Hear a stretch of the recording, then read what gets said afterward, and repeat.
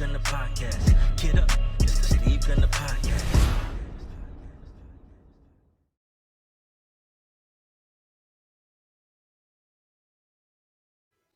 Welcome to another episode of the Steve Gunter Podcast, where we discuss the steps, the strategies, and the mindset of real estate investing, tailor-made for the pro athlete. I'm your host, Steve Gunter, and it's an honor and privilege to be with you today. Ladies and gentlemen, I am so fortunate to have with me today. Not only is he a acclaimed football athlete standout, Ohio State Buckeyes. I mean, that's number one. Number two, former Atlanta Falcons football player. And then, by the way, Hall of Famer for my high school, Warrensville Heights Tigers, baby. My brother, my man, David Patterson. What's up, bro?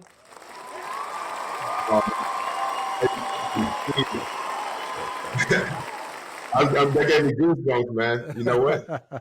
Hey, but Steve, the crazy thing is you've been speaking that kind of life into me since I was 13 or 14 years old, man. Right? Bro, you know what, man? When I was thinking back, I said, man, we've known each other for a long time. And, you know, it's been a minute since I've seen you in person. I think the last time I saw you, you were actually here in North Carolina.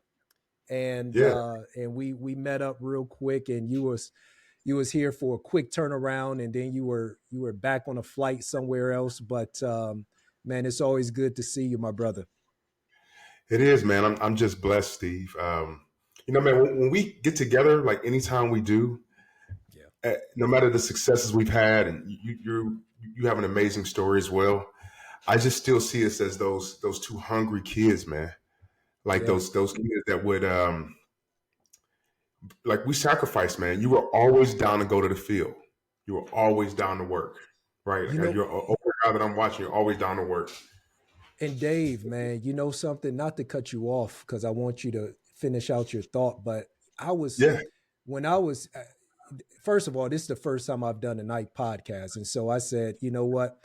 My man got a lot of stuff going on this weekend and all next week, and we got to get this done today. So I need to make sure I get my butt back here and chat with him for a bit. But I got to thinking as I'm driving over here to the office, and I'm like, there was something in the air during that period of time, I feel like. I mean, because it wasn't just us two, Dave. There were others who were constantly at the field, working in the gym, doing everything that we could just to get ahead and get that edge, man.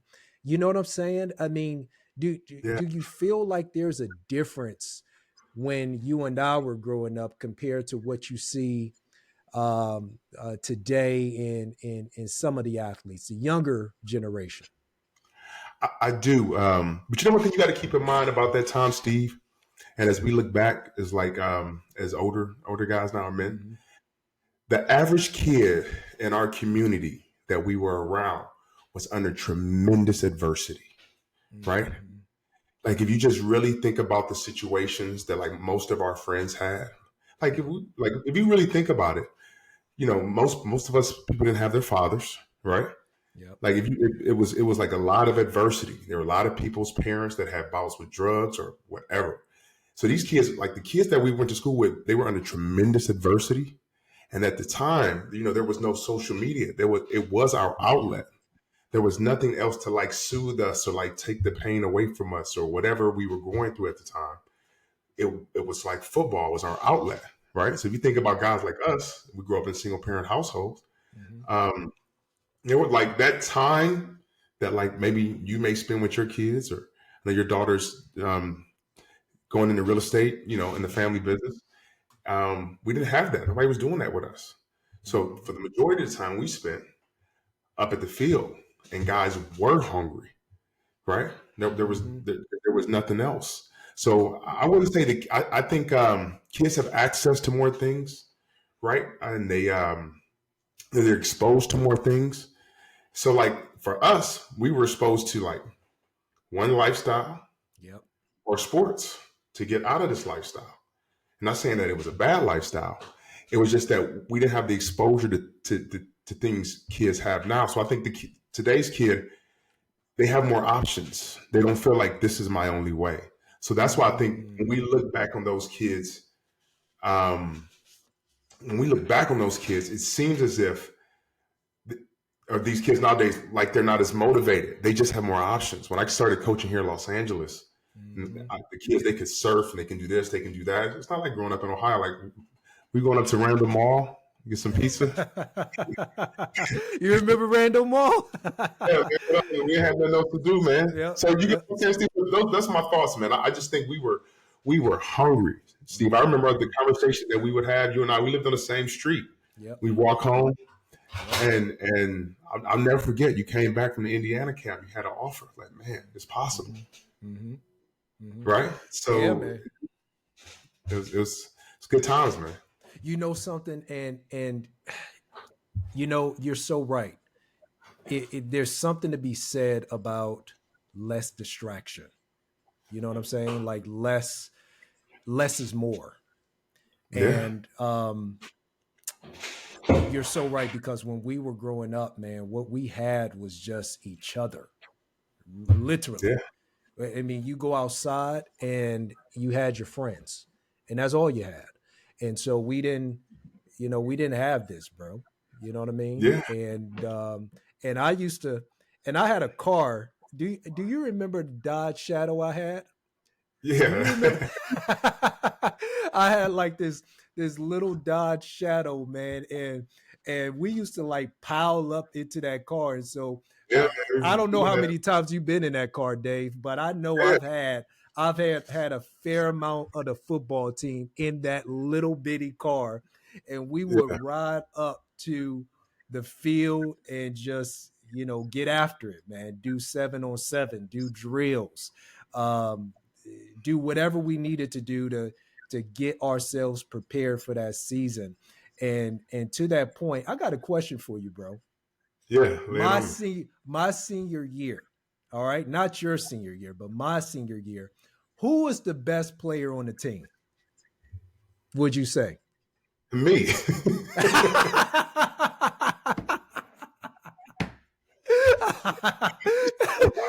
Hey, that's arguable. That's you weren't supposed to say that, Dave. Look, bro. You know what? I said, all right, it could be Dave. It most certainly could be Dave. But you know who else I thought? Who? Marcus Lowe. Remember Mark Lowe? Yeah. Okay. Let me ask you this: What play was Marcus Lowe's best play? It was the what was it? Belly? Was it? Is that what it was called? What was that? Yeah, it was belly. It was the belly, right? And so I would hand the ball off. 83 belly. Yeah, Mark. And 83 belly. 83 belly. What side is that? Who's that running behind? Why you gotta take it there? I don't know. Was it you? You trying to say it was you? You trying to say Emlo was the dog. But I'm saying if you running behind me and Pete, you getting busy. You gonna get busy. No, you definitely go get busy. You running behind you and Pete. No doubt about that. But look, no, we have some dogs up front though. We still have some other dogs up front on the other side. I mean, Dave, we got to take you out of the equation, because you're rare and that's different, and so we just can't use you. But you can't say though Mark Lowe would get into the open field and just stop on the dime, making guys miss like pow. I mean, like Steve, I'll be honest with you. I never told you this before. Yeah. In Burnsville, we've always had backs. Mm-hmm. It's no coincidence that we had the best year in a while when we were there, when you were the quarterback. You weren't really a quarterback, but you were a leader. It was always being a quarterback is about like executions, right? So you were like the leader. You're gonna make sure things were done right, make sure everybody can get lined up right, make sure the play gets in, make sure we're on time. If somebody forgot something, if somebody didn't know the play, you could tell them. right? So like all those different things to like get us to the line, to have us put us in a position to where like the play is most likely going to work or not. It's not going to work with something like a mental error, Right. So right, and then I would say on defense, yeah, if you take me out of it, yeah, I would say Steve. I would say you're probably like it would be between you and Mark Lowe. Yeah, but I would also you got to give Jason White some props too. You know, Jay White was a beast too. Oh, I forgot about Jay White. Jay White was a dog. Yeah, man. Jay White was definitely a dog. We had some talent on that team, no doubt about it. That it sucked because we didn't make it to the playoffs that year, and I feel like we had the record that Shaw game. If we could go back and God rest his soul, my man Scooter McDougal, man, Scooter played well, and I mean he was a beast. He was a beast there. He was a beast in Toledo. I mean he was a beast everywhere he went. But I remember that game, and we played early, if I'm not mistaken. It wasn't a night game. It was like in the afternoon. Man, we played them at night, Steve. You know they weren't letting us play Shaw at night. No football. And definitely not at Shaw. No way. No, sir. That wasn't happening. But it was a close game. What did we lose by? Like 6? Like 6 points? I don't know what this is. What I know is we were winning. They started coming back. I hit the quarterback, and as I'm pulling down, he tosses it to Scooter, and he scores. Yeah. We get the ball. We weren't really throwing it. It was really muddy, and we're driving, and we're really running just me, Imlo, like belly between me and Pete. Yeah. And then we get down the field, and it's like they stop, and it's 4th down, and Thorpe calls a 9-29 sweep, and I say, Ricky, if it's not there, cut it up. But it was there, and he cut it up. But Thorpe would have always said he should have just called waggle keep and let you keep it. Yeah, exactly. Let me keep it. You should have kept it. Yeah, I should have kept it and just take it to the house, baby. That's what I do. Yeah. But you know that game, man, and it was crazy because we all felt like if we would have got into the playoffs, it just would have been, it just would have, it would have changed Warrensville Heights football for a long time. At least, you know, what we understood to be Warrensville Heights football, the tradition of it. But in addition to that, I mean, you know, it was just something that we were all really, really wanting, man. And well, can I give you a different perspective on that, Steve? Yeah. The older I get, and once I became a part of like a real winning culture. Yeah. When I look back at those games, I don't look at them like we should have won them. I look like them like we should have lost them. When I look at when I look at the player that I was back then, like how I played, like my lack of effort of what I thought was actual effort. And what I'm saying is, you think it's just like when you look at football, you think it's just maybe a couple plays or why people lose games, or like it's normally not that. Right. It's like things that get you beat being done over and over and over and over again. Right. So like if a lot of those games, I remember when those games we lost because we fumbled in the 4th quarter. Right. But like how much did we probably practice ball security or like strict drills or like situational football or like get down? You don't have to run for that. We have a lead. You don't have to be trying to like run dudes over to the point where you fumble. Right. So what I'm saying is, I realize when you like the average. I'm not saying things can't go different ways, but when I look at those teams and how talented they were, if the culture was, you know, I don't think the coach stayed long enough to build the culture that we needed. Right. It was just getting ready to be turned. But the way we were playing. When I look back on it, I don't feel like we should have won those games. I'm surprised we didn't lose them by more sometimes. Wow, that's a good point. That's a good point. Not establishing the habits. Yeah, like things that lead to success. Like if you really think about like the things that you know as a business person or just as an athlete that really lead to success, I don't think we were doing those things. I know when I look back on that film, I wasn't. I know I was a young player, but I know I wasn't.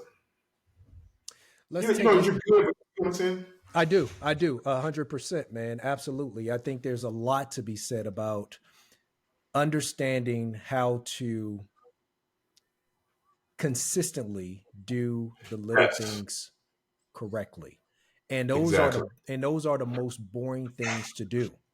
Like discipline is not fun. There's nothing about discipline that's fun, but it works. It just does. And when we're able to consistently execute on nothing special, nothing that requires talent, just like you said, holding the ball, ball security, um, securing the tackle, getting to the ball. You know what I'm saying? Everybody getting to the ball, everybody doing their job, not allowing yourself to get blocked. I mean, these little things and all of these things, ironically, also applies to business in many different ways.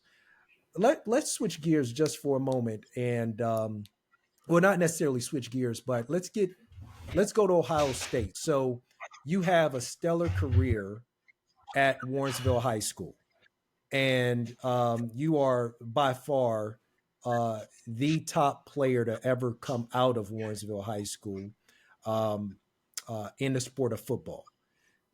Now you're at Ohio State, and you're in.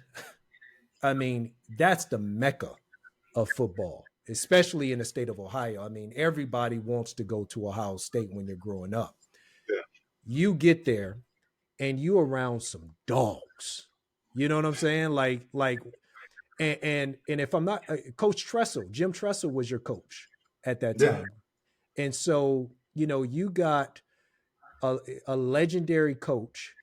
You're in a legendary place and you got all of these athletes and no one you don't have sucky players on your team. Everybody can play. What's that like? Um, you know what, Steve? Let me just say something. Everybody can't play. Okay.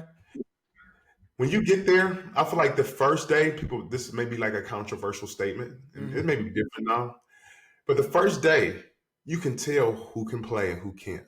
Okay. Right? Now, like the first day when I got there, remember I played as a freshman, right? Mm-hmm. So the first day I stepped on the field, I realized, oh, I can play here. Right? Like I'm like I can play, right? Now the thing of it, the thing for me is you get out there, I'm like, man, I can't believe that's Will Smith. I was watching him. That's Michael Jenkins. That's Maurice Claret. Right? That's like I'm seeing these guys. It's like a surreal feeling. It's like the first time I was seeing Michael Vick at practice. You're like watching these guys. And now you're like one of them.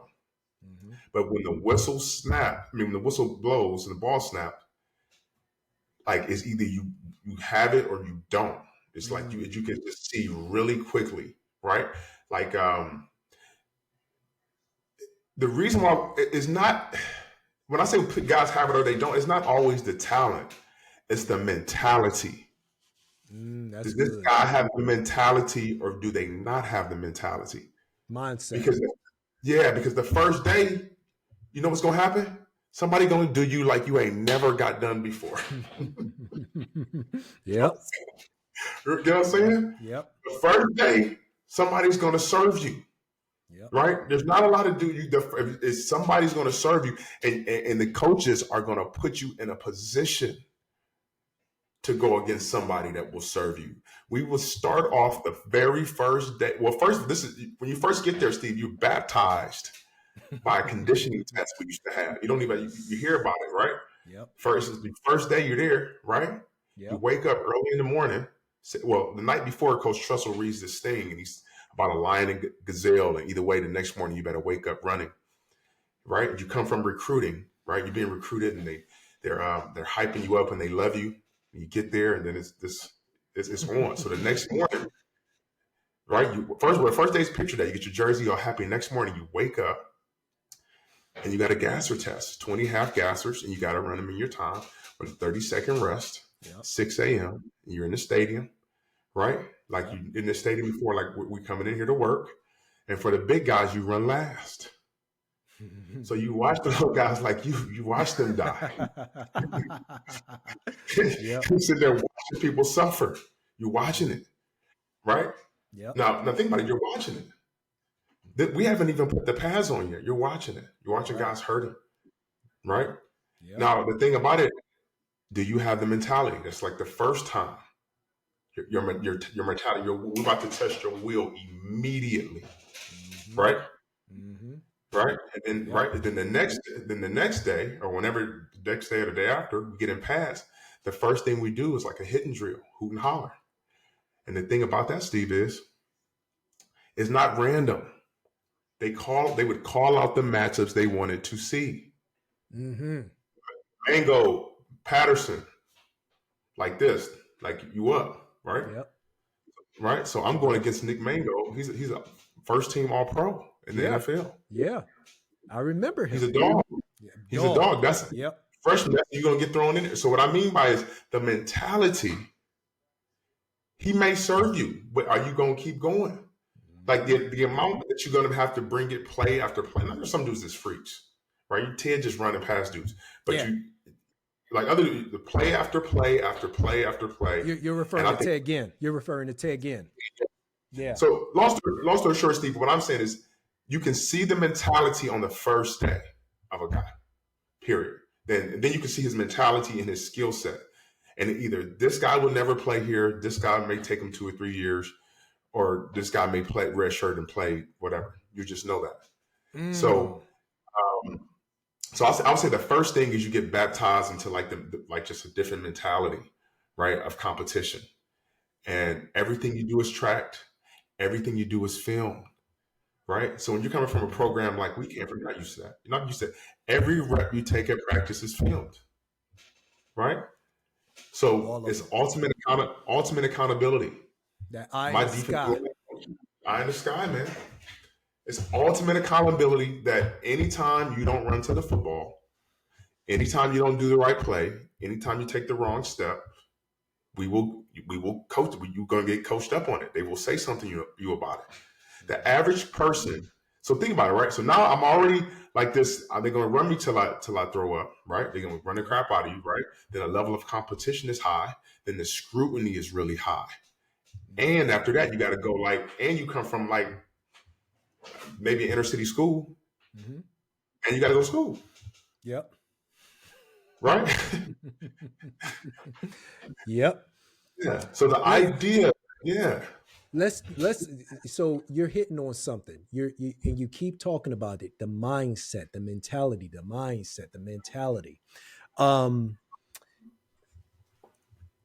You get into that environment and now you are in the midst of a group of people who some have it, some don't, but you already are aware that you need to have it if you're going to be competitive on this level. Talk about how that also translates, forget about business, just in life for you. What does that look like? Because that's not something necessarily that you can turn on and turn off. Am I correct when I say that? I mean, you either have it or you don't. Or would you say you can develop it? So that's a great question, Steve. So this is the great thing about adverse things. If you go through adverse things, your perspective on those adverse things can determine your mentality, right? So if you look at adversity as negative, then you will always view yourself as negative. If you view your adversity as positive things that you've overcome, your ability to look back over that will translate into confidence of which your future self is more likely to accomplish. That makes sense, right? So in the business world, if I have a sale that I'm trying to close or a deal that I'm trying to close, that's like you told me earlier, you were working on a deal that was taking a lot of effort and energy. You know that things that, based on your previous experience, things that take a lot of effort, energy, scrutiny, details will lead to success if you stick with it. Versus when you beat those things that take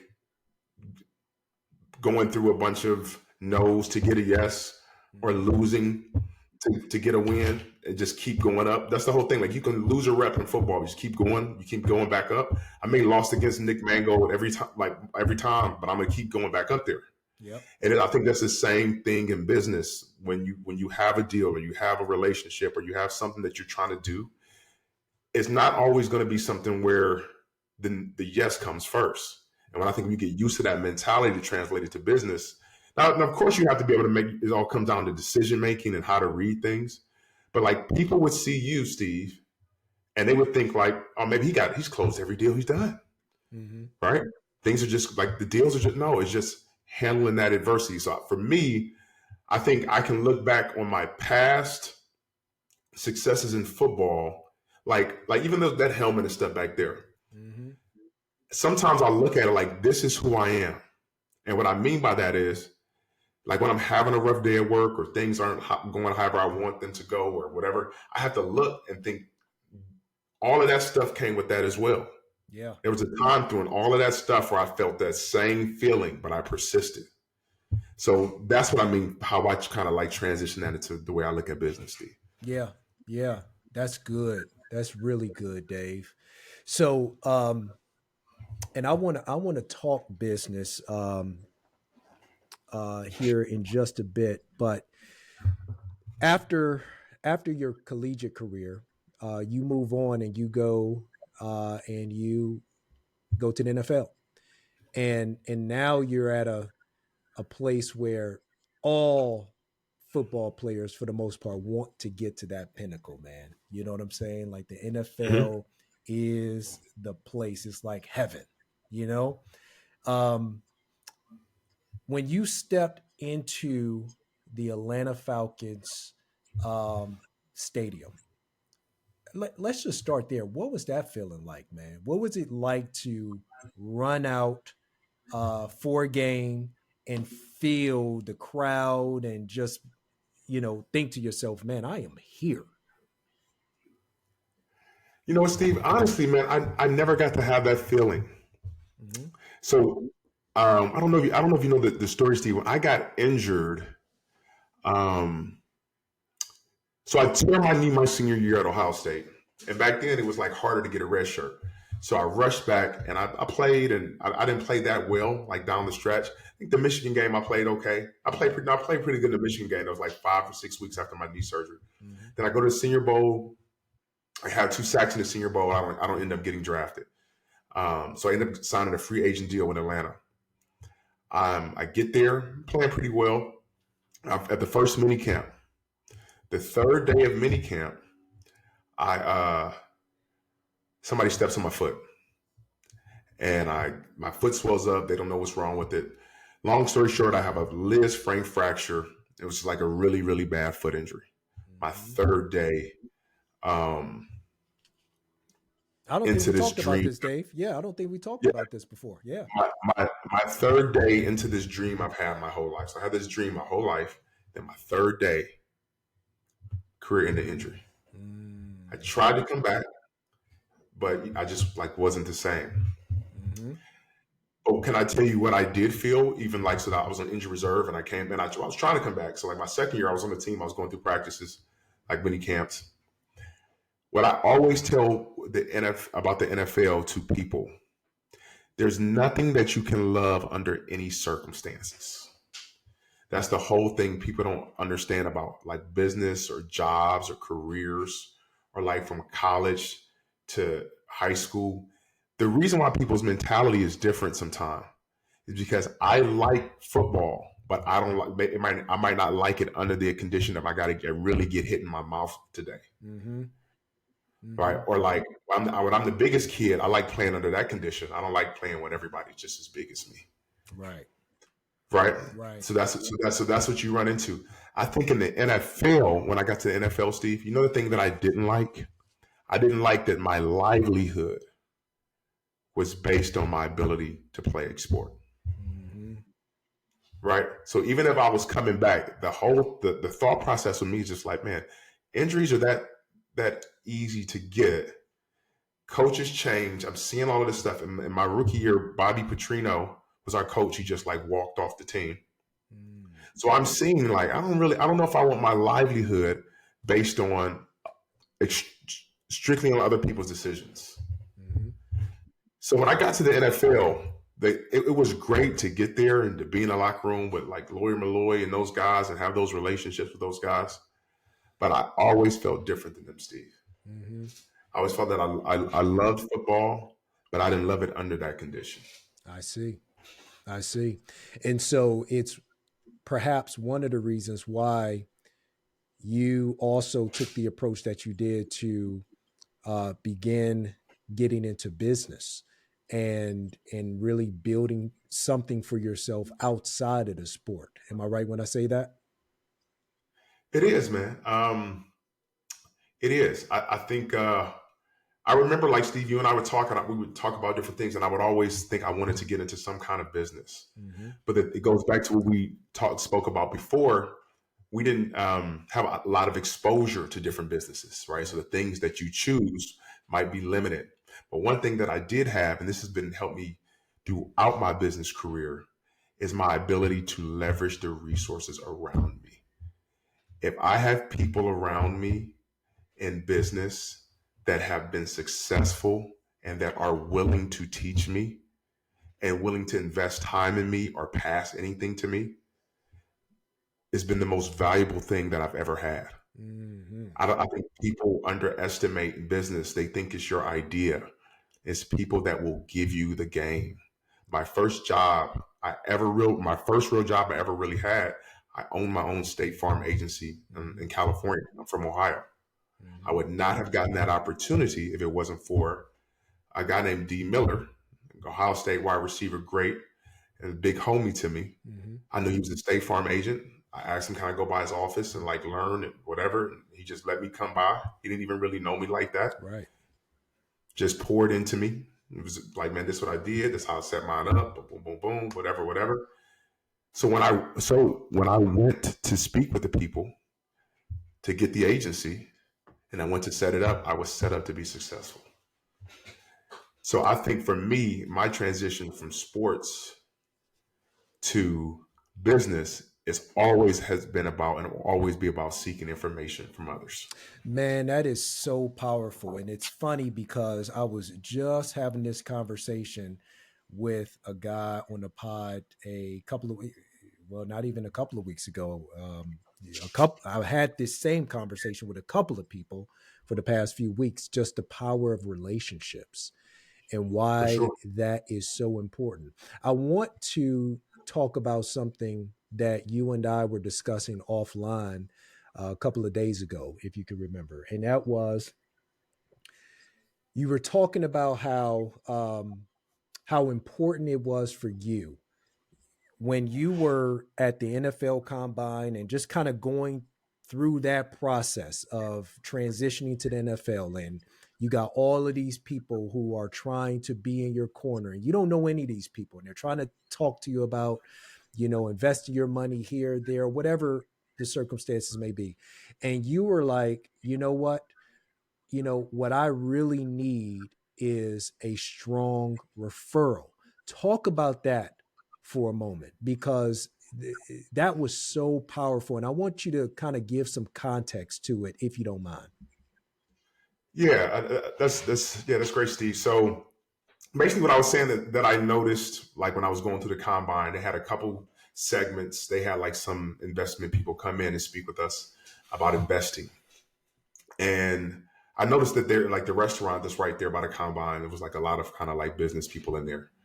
And then I saw they were like the same people that were talking to us about investing.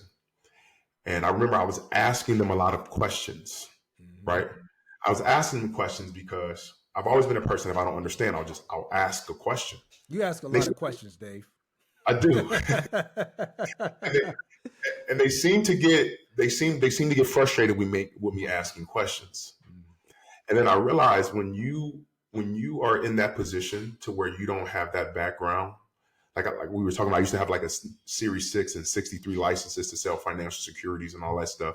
But when I was at that age, I didn't know anything about money. I didn't know anything about Right. You don't security. know. You can't know. I mean, it's not possible. You don't know. So the thing that I thought of, since I don't know, and I don't know these people. I don't speak their language. Mm-hmm. I need to find somebody else that has experience with this person or group of people or dealing with this kind of person that I trust to give me a strong referral to somebody else that I can trust. Because the thing about it is, anytime you get into something like that you're not well versed in, especially when it comes to business, Yep. it's not that people will just people always think, oh man, somebody's going to try to rob me and take advantage of me.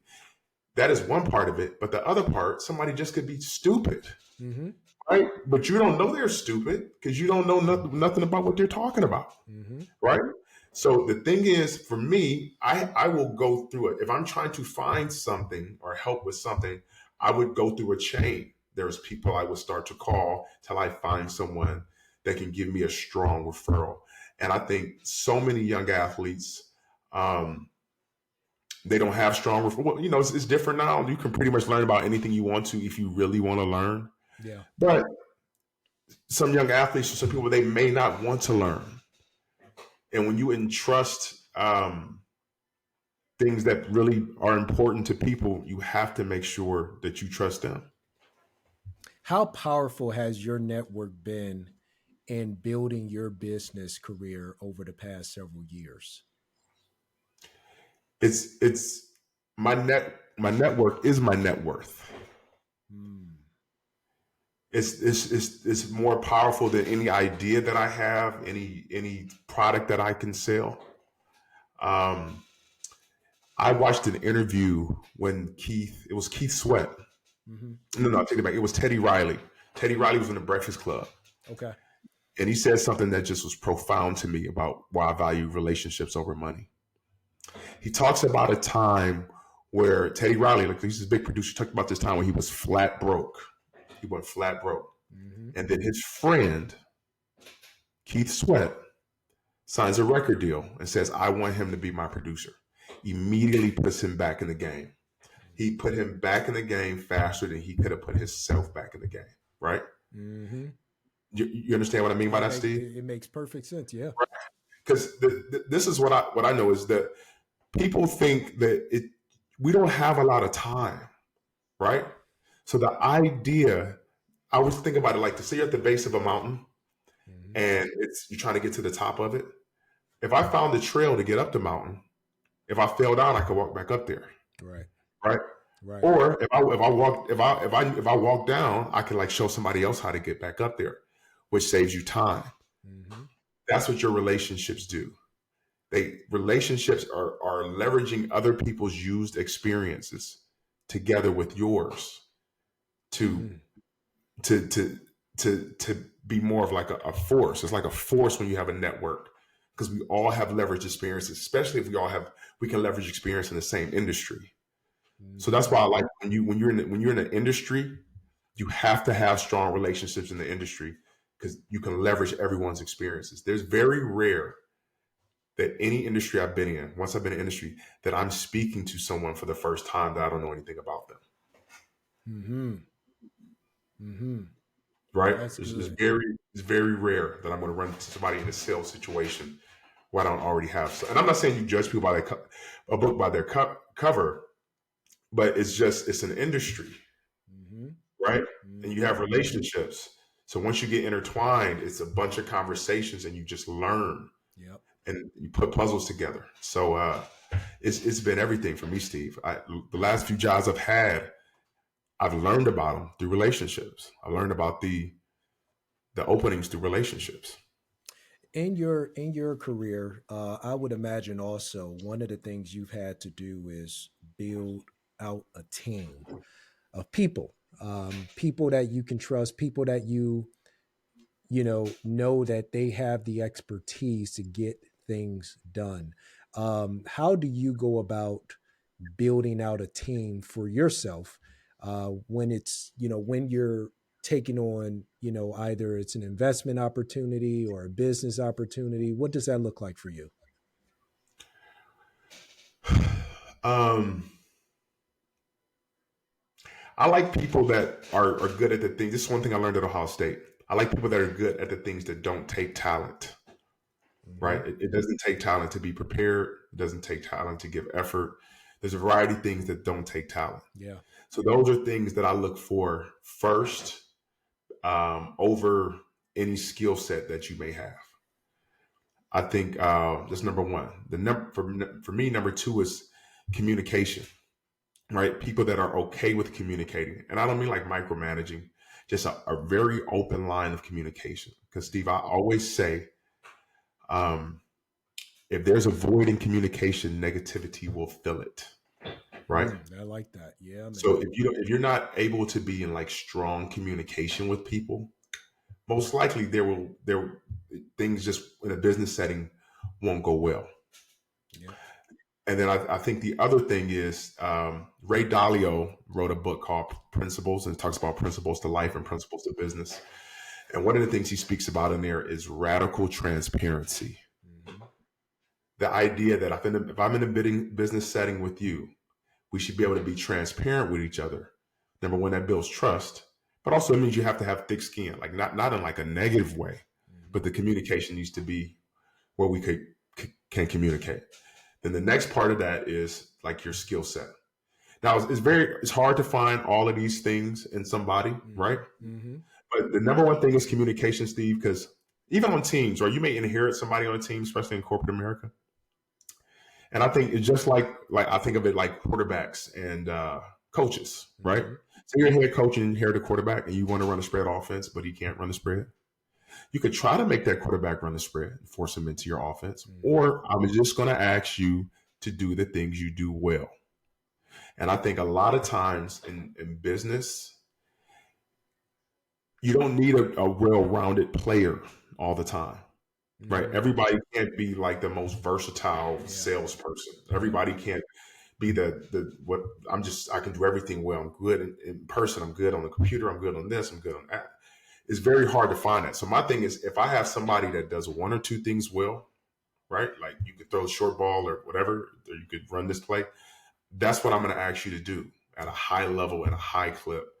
And then every so often I'll ask you to do other things, but then I'll have to like coach you around it. Because my thing is, if I'm asking you to do things that you're inefficient at, mm-hmm. if I'm building a team underneath me, if I'm asking you to do things that you're inefficient at, you're going to just create more work for me or for us, mm-hmm. because it's not something you're good at. It's like I'm asking you to throw deep balls, you're going to throw picks. You can't throw. Right. So when I look to build out a team, I look to people that can communicate, that care about others, that have the mentality. My light keeps going off. No worries, Steve. But you get where I'm going with that. So those are the things I built out. So everybody doesn't have to have the same skill set. Yeah. But the communication is key. Yeah. I like that. You know, what I found in business over the years is that it's really important to be focused, and not focus on too many things, but rather just a few things. There are a few things that move the needle in business. And heck, I mean, even if we were to take it into the world of real estate investing, and let's just say we're dealing with rental houses. All your rental houses aren't going to be great.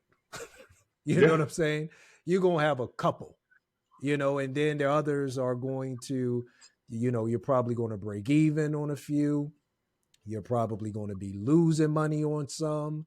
You know what I'm saying? There's always that law of the vital few. In your career, what have you found to be your vital few things that you have to be laser focused on in order to, move that needle forward? What has that looked like for you? That's a great thing. Great question, Steve. The first thing that comes to mind when I say laser focus, when I think about like focus, would be, I would say like, how like a sales, I look at it like dating. And one of the things that I learned in dating, like who likes you, right? Yep. And what I mean by that is, going deeper with your current relationships and making sure you're focused on people that are really trying to do business with you. That's good. You know what I mean? Because there's a lot of times you see like, well, this person has this much business that I can win over here.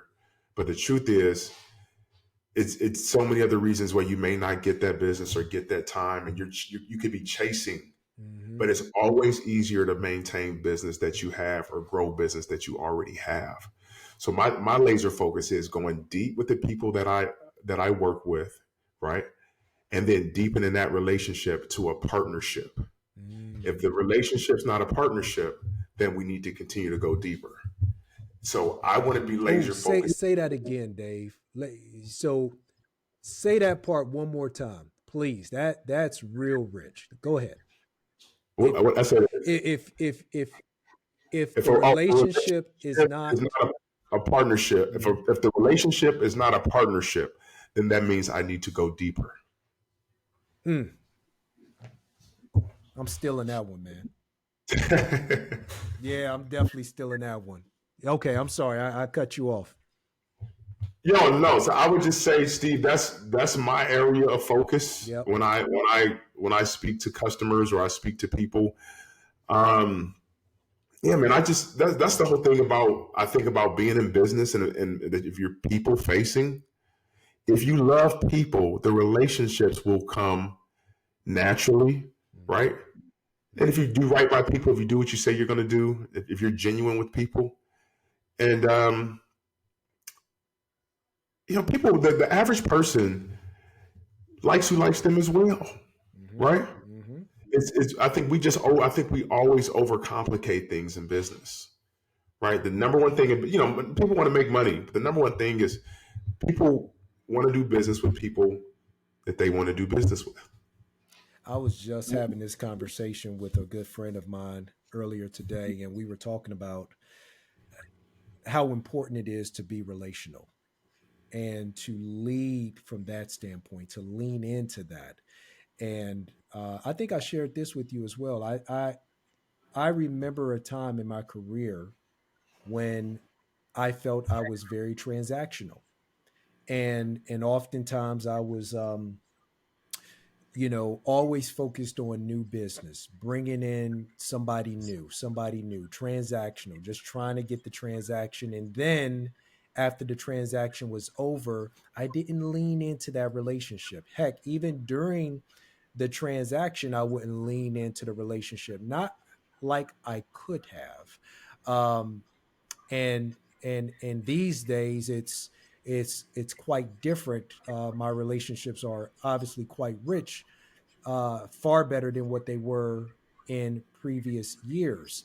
But we were talking about that and how exactly what you said, how much easier it is to cultivate even new business simply by focusing on the relationships that you already have in place.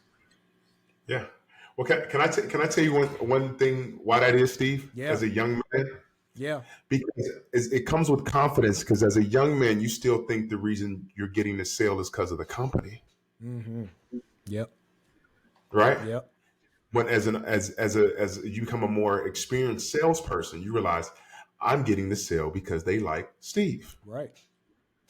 But you didn't realize back then, you didn't lean into those relationships because you may not realize these people really like Steve. Right? You think it's the company. No, they like you.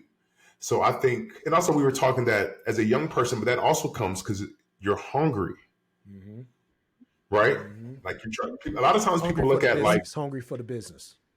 You're hungry for the business, but you're hungry for you're trying to build a life. Right. So when you look at a lot of times you see people that maybe have short work history places, right? And a lot of times they have a short work history because they're climbing, right? They need it, or they're climbing, or there's a reason that they need to make more money. Right. People are like, I may not want to sever my relationship with this job. I may like this job, but I'm having a kid. I need to make more money. or I have this going on in my life. I need to make more money. So a lot of times when people have like situations to where they need to make more money, it would innately make you sever relationships, right? It would, because you don't have the time, right? Yep, that's Like good. there's a lot of people that are at jobs. They could have like stayed at a job and been a manager or ridden the corporate ladder, but they can't afford to stay, right? And when you're young, you only have so much time, so you have to be transactional because you're hustling, you're climbing, right? Especially if you come from where we come from, you are climbing. Let's say I'm an athlete. I'm a pro athlete right now, and I'm really trying to get, I want to get something going outside of my sport. I know that it's not forever. At some point this will come to an end. What are some tips that you would give to that young guy, you know, trying to build something outside of the sport that they're in?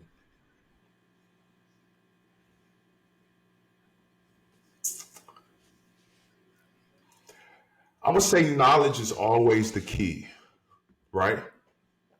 If you can't build anything without knowledge, you just can't, right? But to get knowledge that you don't have, you need to have a source for that knowledge. So for those young people, there's a couple of things. If you want to build wealth or build anything, you have to have a passion for something to the point to where you would like to understand it too. So I would say whatever they're doing and whoever they're working with. I give you a prime example.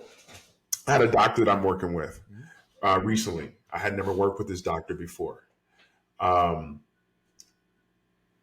He's a really great guy, and we did a case, and it was like I'm in medical device sales, and I did a case with this guy, and the case went great. But I'm newer in like with this kind of procedure, so I'm watching him. And after I asked the doctor, like, would you mind just breaking this down for me? What you were thinking? He just drew out the whole thing for me. He just drew it out on like a whiteboard, showed it to me. Right, this is some person that I know. If I want to get better, he will give me the information that I need.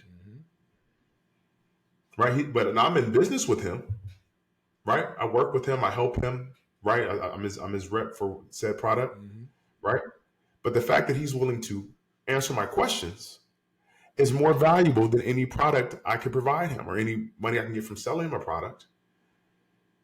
Because that knowledge that he's given me is going to help me have other conversations with other people about a said thing in a better way. Right? So I got way more out of that transaction by him telling me that. So if I'm a young person and I want to get into real estate or stocks or whatever is you want to get into, you have to find somebody that's doing said thing at a high level. And if that person is willing to share that with you, now I can't take that guy's word for it, but I mean, it's medicine, I could. But what I'm saying is I have enough base knowledge to when he's even explaining it to me, I can understand what he's talking about.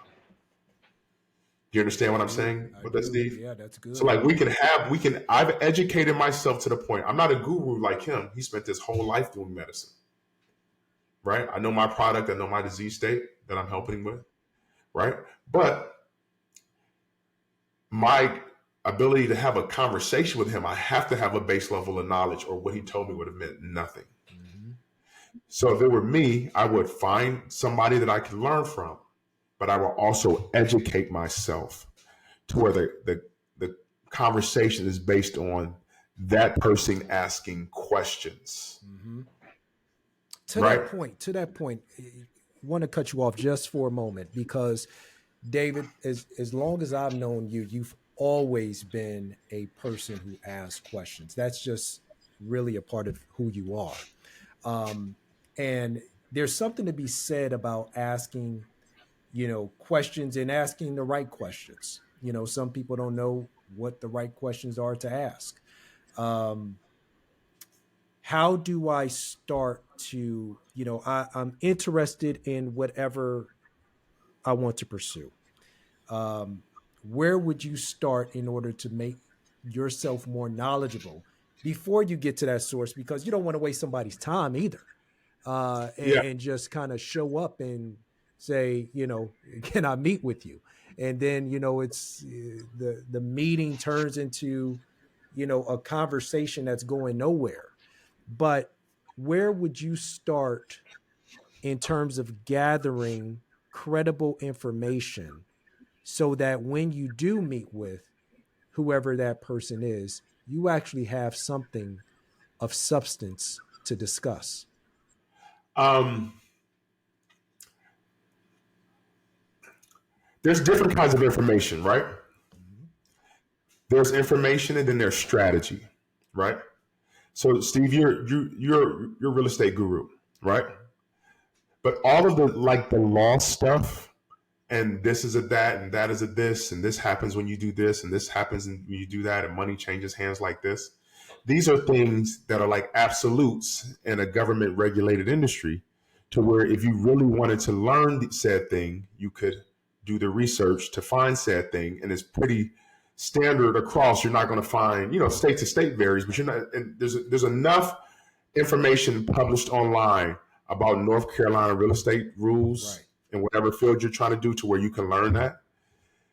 You have to have a base knowledge of that, and then every question I would ask somebody that's experienced would be a strategy question. How do I apply this to use this information to where it's beneficial for me? Mm-hmm. Right? Versus, what is this? Anytime I've called to ask you about something, I don't, it's California, it's different, but I don't ask you, Steve, what is a this? I ask you, Steve, what do you think about this? Right. How would you do this? I'm trying to negotiate this. Right. How would you, because this is the thing people don't understand is when you're in business, anytime you in the middle of a transaction, right? With anything, whether it's a conversation or anything, you want to have, if you're in the middle of a transaction, you want to have two different conversations to facilitate one conversation that's mutually beneficial to everybody. Mm-hmm. Do you understand what I mean by that, Steve? Yeah. Right? Like, just like in your business, you would ideally want to speak with, you would ideally want to represent the seller and the buyer, Mm-hmm. right? Mm-hmm. In the ideal world. So for me, anytime I've been in a sales position where I'm in the middle of the customer and the and the company, I want to be in control of that conversation. I want to phrase it to you to where you think this is beneficial to you. You think this is beneficial to you, but it's benefiting all of us and it's benefiting me, Mm-hmm. right? So having that is strategy. You have to, because in order to implement that strategy, you have to understand what's important to a buyer and what's important to a seller in a transaction, right? Right. Now, if you were in the middle of that transaction, Steve, you can have a conversation with the buyer and emphasize that the things that are important to you will be taken care of. And if you're on the other side with the seller, you can emphasize these things that are important to you will be taken care of, but they will all be taken care of in a way to where Steve Gunter is represented at best because he's facilitating that transaction. Mm-hmm. That's good. Does that make sense? That's good. That's really good. Dave, man, that is, I got to be honest with you, man. I didn't expect that response. That's a good one. To essentially look for or ask questions that are strategy based, not that are based on what is this, what is that, from a definition standpoint, so to speak. But I like that. That's good. Last question for you, Dave. So as a pro athlete, I am tugged by a lot of people. A lot of people perhaps want something from me. Even people that, may be close to me. How did you deal with that part, Dave, of being able to keep that all under control?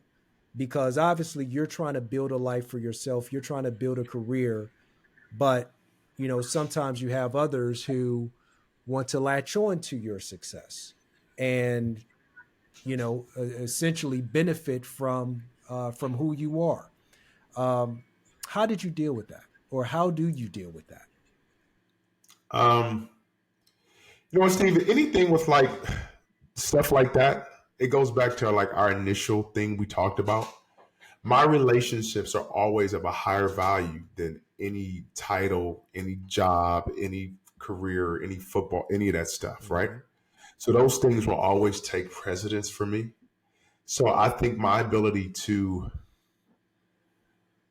this is what I understand through that, Steve. It's a blessing.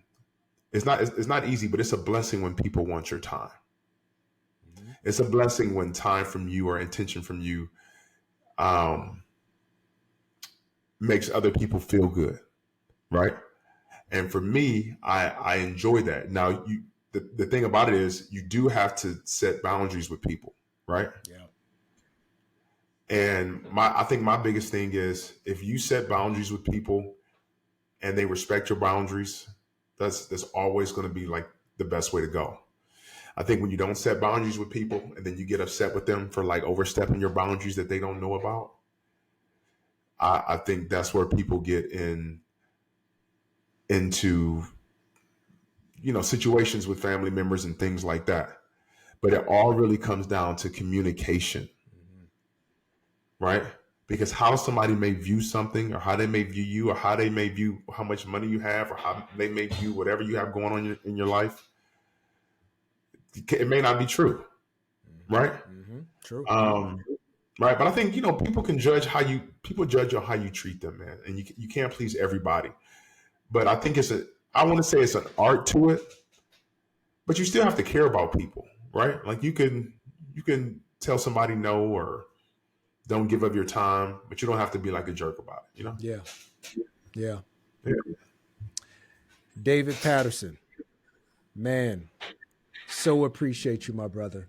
Really do, man. And this was awesome. I mean, you have such a wealth of knowledge and experience to share. And yeah, man, just truly grateful. And I'm sure that everything that you provided today is going to help somebody out there for sure. Yeah, man, we're blessed, man. I feel blessed to be on your platform, Steve, man. I'm proud of you. Man, I know the struggle, man. I know the grind. I remember helping y'all move after a game very next day. Yeah, man. You don't forget nothing. Don't forget nothing. Don't forget your brother had all the Ninja Turtle underwear on the floor. It's helping you. But yeah, man, Steve, man, I'm proud of you, bro. Keep going. And, this platform is only going to grow and grow, man. So, I'm proud of you, bro. Appreciate you, my brother. Well, look, man, without further ado, thank you so much, Dave Patterson. Appreciate your time, my brother. Anytime, Steve. Go Bucks. Can't stop, we can't lose. You can't win if you snooze. So do more and say less. So get up and let's work and be the best. Yeah. You're tuned in to the Steve Gunner Podcast.